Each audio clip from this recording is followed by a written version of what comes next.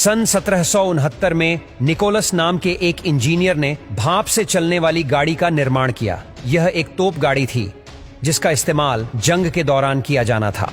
लेकिन यह न केवल बहुत ही ज्यादा शोर करती थी बल्कि इससे चिगारी भी निकलती थी। ऊपर से इसमें घोड़ा गाड़ी से अधिक खर्चा आता था और कुछ ही समय बाद इसका एक पहिया टूट गया। यानी कि मशीन से चलने वाली गाड़ी को बनाने की पहल हो चुकी थी, लेकिन वह उतनी ज्यादा सफल नहीं हुई। पर इसके बाद लोगों के अंदर यह विश्वास जाग गया था कि वह अगर बेहतर तरीके से काम करे तो मशीन से चलने वाली गाड़ी बनाने का उनका सपना पूरा हो सकता है। ऐसे में सन 1801 में रिचर्ड ट्रेविथिक नाम के एक इंजीनियर ने लोहे की एक बड़ी इंजन गाड़ी बनाने में सफलता हासिल कर ली। इस इंजन गाड़ी में एक चिमनी लगी हुई थी और आसपास कुछ लोगों को बैठने के लिए भी थोड़ी बहुत जगह बनाई गई थी। रिचर्ड की इस इंजन गाड़ी को सड़क पर चलाने के अलावा पटरियों पर भी चलाया गया, पर कुछ दिनों बाद इनकी गाड़ी में आग लग गई। हालांकि वैज्ञानिकों ने इसका एक ढांचा बनाकर तैयार कर लिया था जो कुछ इस प्रकार था। इस गाड़ी से तेज आवाज निकल रही थी। इसी वजह से इस गाड़ी का नाम पफिंग डेविल रखा गया।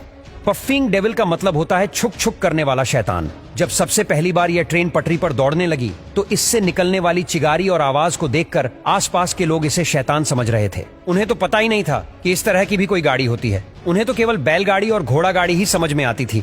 हालांकि पहली इंजन वाली गाड़ी के जलने के बाद रिचर्ड ने हार नहीं मानी और साल 1803 में उन्होंने एक दूसरी भाप इंजन गाड़ी बनाई और उसे कॉर्नवेल से लंदन तक का सफर तय किया। लेकिन इस यात्रा के दौरान इंजन की पूरी तरह से हालत खराब हो गई थी, जिसके बाद रिचर्ड ने सोचा कि इस स्टीम इंजन वाली गाड़ी को सड़कों पर न चलाकर लोहे की पटरियों पर चलाया जाए तो यह ज्यादा लंबे समय तक चल पाएगी। इसलिए उन्होंने कंपनी से बात करके कॉर्नवेल से लेकर लंदन तक पटरी बिछा दी और फिर 21 फरवरी 1804 को एक ट्रेन जिसमें 25 टन लोहा और 70 आदमी सवार थे, उसे रिचर्ड ने खुद 4 घंटे 5 मिनट तक चलाया था। यह दुनिया में पहली बार हुआ था जब स्टीम इंजन की मदद से इतना भारी सामान और लोगों को ले जाया गया था। हालांकि दोस्तों, यह आविष्कार तो हो गया था, लेकिन इस समय तक रेलगाड़ी को बहुत ही खर्चीला और कम उपयोगी माना जाता था। इसी वजह से किसी भी कंपनी ने इस प्रोजेक्ट पर हाथ लगाना फायदेमंद नहीं समझा। लोगों को लगा कि इसमें सिर्फ नुकसान ही होगा, क्योंकि उस टाइम लुटेरे वगैरह भी बहुत होते थे और रेल की पटरियां भी ठीक तरह से नहीं बिछी थीं। इन सारी चीजों को अकेले मैनेज करना रिचर्ड के लिए बिल्कुल भी आसान नहीं था। लेकिन इस फील्ड में मैथ्यू मरी, जो एक बहुत ही बेहतरीन इंजीनियर और बिजनेसमैन थे, और यह हमेशा से ही एक ऐसी गाड़ी बनाना चाहते थे जो घोड़ों पर निर्भर न होकर भाप के इंजन से चले। इसलिए इन्होंने साल 1812 में रिचर्ड ट्रेवल द्वारा बनाई गई स्टीम इंजन में कई सारे बदलाव किए। सबसे पहले तो उस स्टीम इंजन को नए तरीके से मॉडिफाई किया गया, क्योंकि तब तक तकनीक पहले से बेहतर हो गई थी। और फिर साल 1812 में पहली बार इसे व्यापारिक रूप से चलाने के लिए पटरियों पर दौड़ाया गया।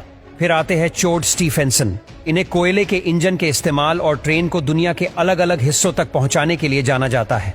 इन्होंने अपने बेटे के नाम पर अपनी कंपनी शुरू करी थी, जिसका नाम था the Robert Stephenson and company.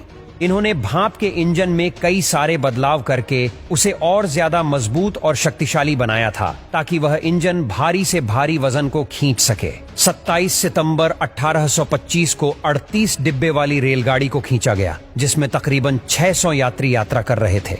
इस पहली बड़ी सी रेलगाड़ी ने डार्लिंगटन से स्टोकटन तक का 35 मील का सफर तय किया था और ट्रेन में यह सफर 14 मील प्रति घंटे की रफ्तार से तय किया था। इस ट्रेन को आधिकारिक रूप से दुनिया की पहली पैसेंजर ट्रेन माना जाता है।